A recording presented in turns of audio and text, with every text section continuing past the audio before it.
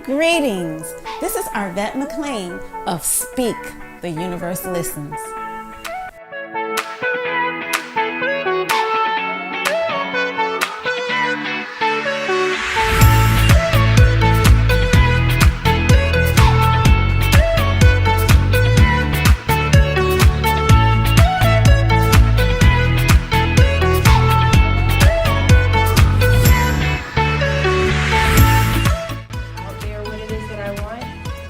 We cherish that. We love that particular piece of it because it teach people like, hey, it's okay, change.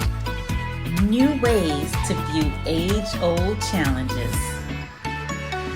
Change your thoughts, change your life.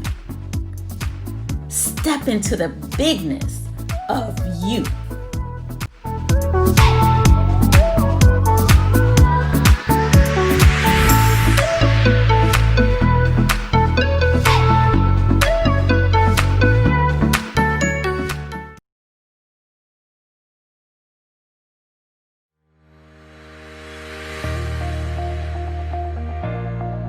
How you think you are. 27 days to radically shift your thinking and upgrade your life.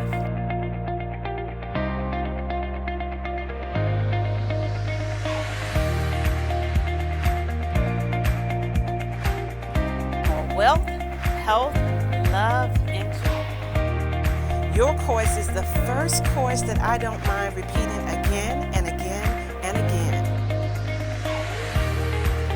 Click on the link for the special offer or visit the website at www.arvettemclean.com. Greetings and welcome to today's episode of Speak, the Universe Listens. Today's topic is watch your diet. And I have Stephen joining me. How are you? I'm good. Good. Good. It's good to see you. Good to see you. As always. So watching your diet, pretty much watch what you take in. And it's not just food, I mean, but watching your diet consists of a lot of things. What you're listening to, as far as music-wise, what you read, the energy that you're taking in. All of these things play a factor in our lives, and some of the time we really don't even quite realize it. But it does, you know. If we sit back and every day, if we're, let's just say, we are watching TV, and the only thing that we watch on TV is the news, right? And the news is always something bad or something depressing, you know, that we see on the news. Is never really nothing good, and it will sort of leave us in a state of fear. Yeah. You know, and so now we're taking on this fear factor. Right. We're very, you know, fearful now. Pretty much your music. You know, if you're listening to calm, soothing music, you're gonna your energy is gonna be smooth, mellow. So it's a lot of things that can help us as far as our diet wise, is what we take in that can make us better individuals as far as growing, you know, and then just developing into the individual that we want to be. Yeah. So, I typically don't watch TV. I don't even. But since the COVID-19, my husband, he watches like the Western shows from, I guess, in the 50s or whatever. The old school Western? Yeah. Okay. Yeah, so on Sundays, I'll watch them with him. All right. And so we'll watch all day long. We'll watch all these Westerns. So I'm watching The Lone Ranger and Bat Masterson and Tombstone Territory. I hadn't even heard of some. You know, of course I've heard of Lone Ranger, but I hadn't heard of Bat Masterson or Tombstone Territory. Okay. Have you heard of those? I heard of Tombstone. Yeah. So anyhow, I have been watching those shows, and then like I go out early in the morning to go exercise. And then all of a sudden I was going out and I started feeling afraid while I was out. And there's no one lives near me. Right. Like no one lives near me. But I just started feeling afraid, and every time I heard something in the tree, I'm jumping. And I'm just like, why am I feeling so jittery? And so I just started staying close to the house instead of, going the long distances. And I finally realized it's because I'm watching these people killing each other,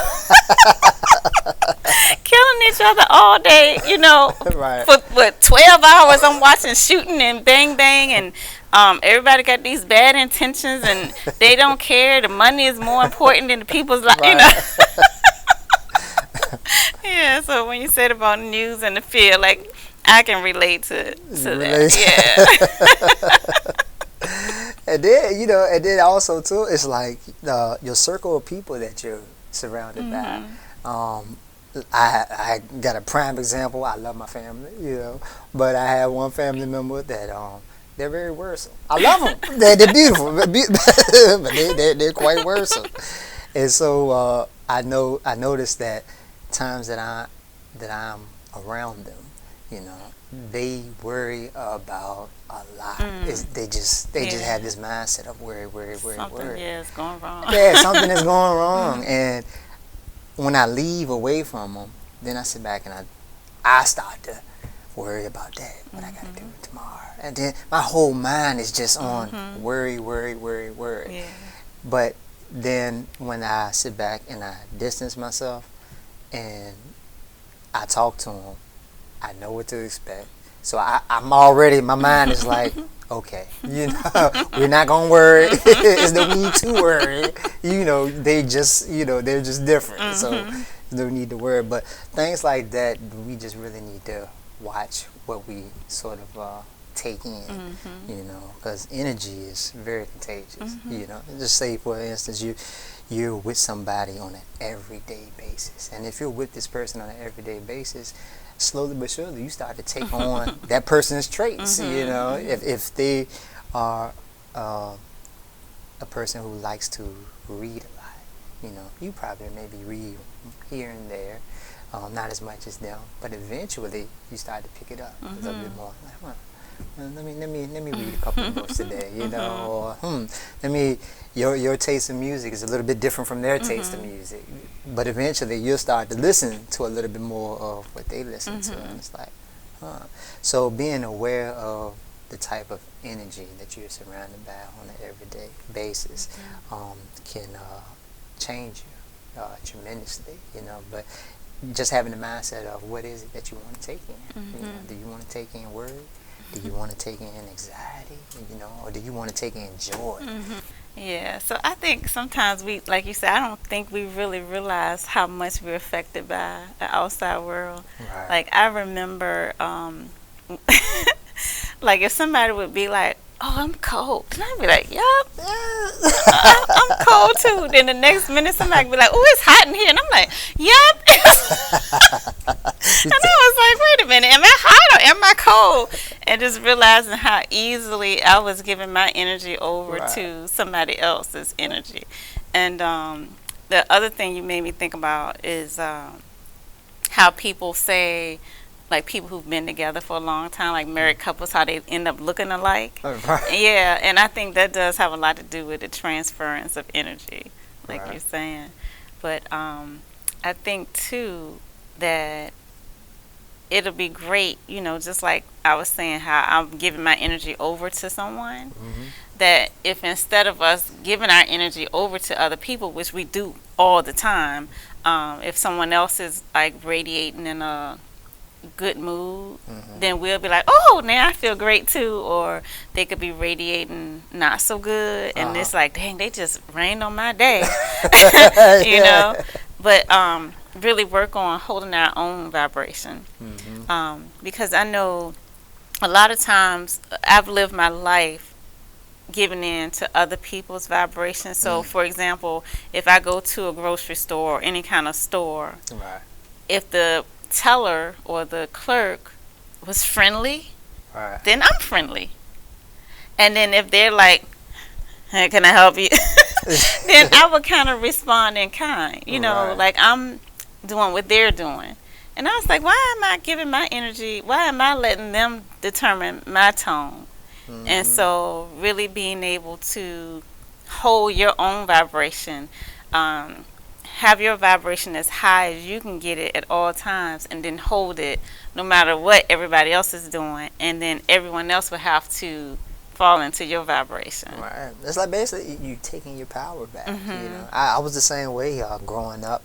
I was a real big people pleaser. Like, I just wanted to, you know, make everybody happy. You know, my mom, my dad, my stepbrother, and so when I got older, you know, present moment, now I realize it's more like, you know, I make sure that I'm happy. I'm in the energy of where I want to be at, happy, joyful, living my life the way that I want to live it, and not letting nobody take that power away from me. You know, even if somebody doesn't like something that I do, that's not going to take away my energy, or it's not going to rain on my parade. Right. You know, if somebody disagree with me, that's fine. You know, hey, everybody can disagree to agree. You know, so just making sure that I stand in my power at all times and feel good about it. You know, because I think a lot of us sometimes people sit back and they just, like you said, give their power away.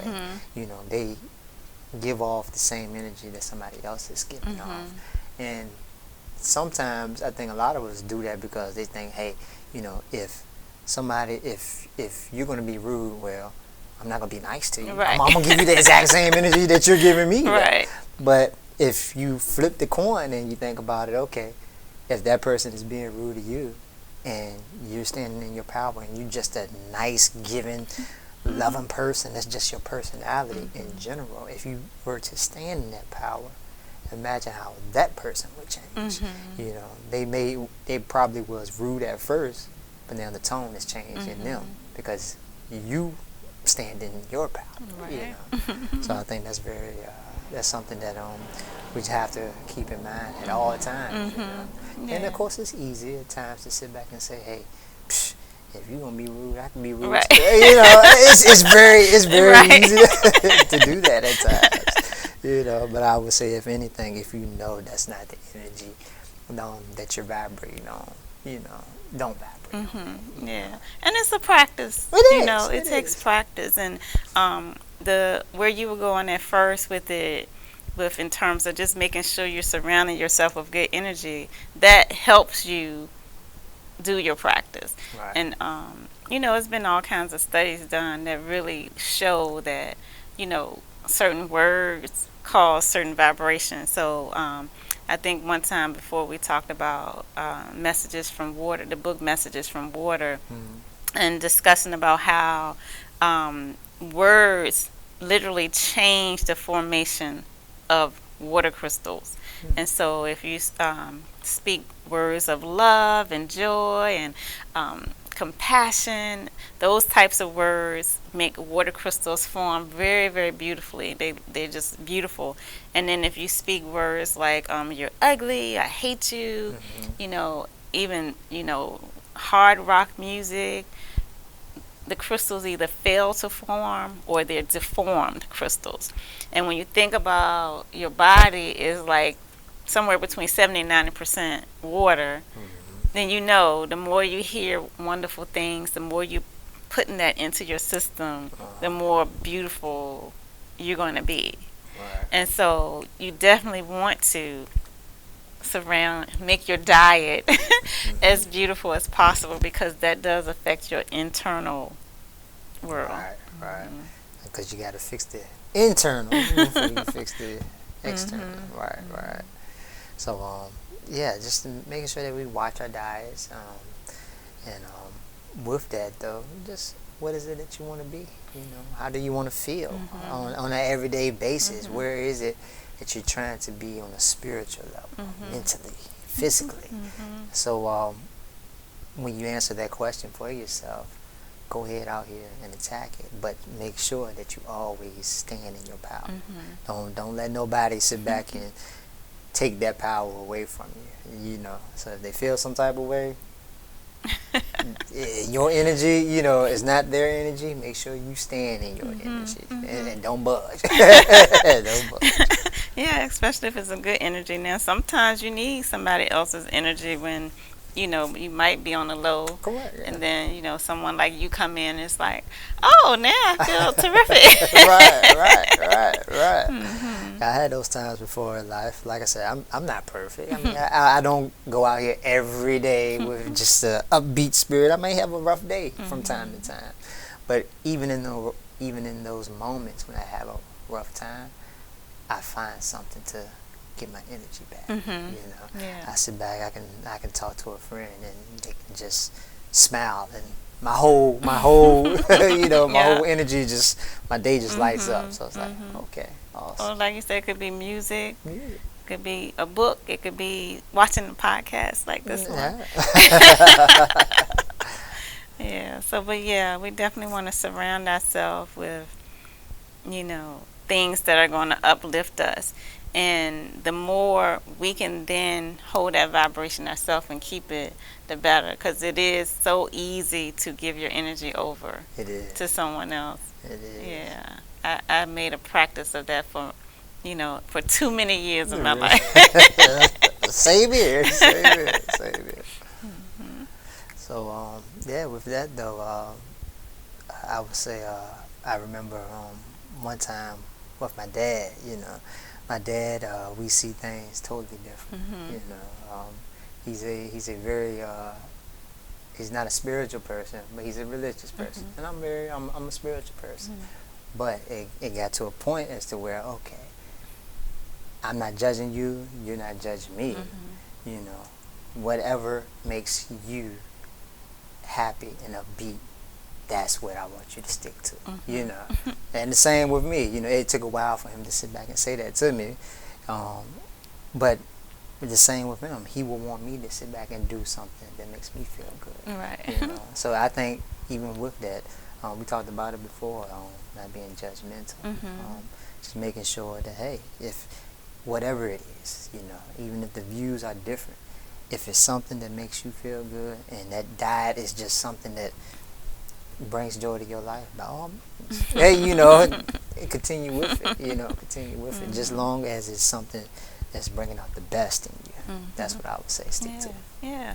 What would you have to say to a person who, let's say, they have lived in a particular city all their lives and have been pretty much surrounded by the same kind of energy their entire lives, and now they're feeling like that energy is smothering them? I've been there. I've been there. If anything, I would say think about what it is that is causing you just to feel the way that you feel. When you acknowledge that, then sit back and take the proper precautions to sit back and get out of that feeling. For me, I sit back and I decided to move. I stayed in my hometown for all my life. I probably moved to St. Louis. I was in St. Louis for a while. I lived out there for a couple of years. Then I went to Baltimore, Maryland. But my last move was to Maryland because I wanted to get away. I needed that time to myself. I felt smothered. I was stagnant. I wanted change. So I had to go. But if anything, I would tell them, do what it is that makes you happy. Take time for yourself and acknowledge that it's okay to be by yourself. Because sometimes you need that solitude. So that's why I would tell anybody, hey, take the step, go elsewhere, venture out a little bit more, get a new environment around you, new atmosphere, new people, and that will bring a lot of change inside of you. Yeah. So you were saying you're from St. Louis? No, I lived in St. Louis. You lived in St. Louis, and that's where you were smothered? No, I was smothered here. I was smothered here in Virginia. Yes. Okay. Before I moved to Maryland. Okay. Before I moved to Maryland, I was out here. And you were smothered here? I was smothered here Okay. at that time. And then I decided, you know what, it's time for me to do something different. And so when you went to St. Louis, you didn't know anyone there, or you did? No, I didn't know nobody there. Are you serious? I'm so serious. I didn't know nobody in St. Louis. Nobody. I didn't know not a soul in St. Louis. I met people. I went to school out there, and that was an awesome stage in my life. I was 21 at that time, so it was years ago, and I went to school out there. But that atmosphere within itself, it was something different for me, because beforehand, before I even experienced that, I was so sheltered. I was closed off to the world, didn't know much, didn't know that people had different views, different styles. I mean, I was like, wow, and I experienced that, and it just opened my eyes to, a lot of things, like not being scared to sit back and taking chances, taking risks, and experiencing new things in life. It felt good. But for somebody who's smothered, I will most definitely tell them, just take time out for yourself. And I think a lot of people, when I say that, they're just more scared of being by themselves. But sometimes it takes you to be by yourself to really understand, okay, what it is that you need to do for you to better you. Yeah. That's such a good story, because a lot of times you hear the story of basically wherever you go, there you are. Right. So you're like, oh, I don't like it here, but then you go somewhere else and you recreate the same thing. And so to hear that you can go somewhere else and you can totally redefine yourself, that's like, a good story. But thank you. I mean, I felt like at that time it was something that I knew I had to do. Family members didn't agree. Yeah, of course. I mean, but it was something for me that I felt like I needed to do. So I would tell anybody, if it's something that you feel that you need to do, if it's something of that measure that you need to get away, by all means, go ahead and get away. Don't think about what somebody else has to say, because you're doing it for you. Exactly. Right. All right. Well, thank you. Yeah. All right, guys. I hope you guys enjoyed this episode talking about energy transference and having a good diet, minding your diet. So the things that we take in, whether it be food, because we can take in food that's, doesn't have good energy. Food, you say music, you say people. People, television, books. Exactly.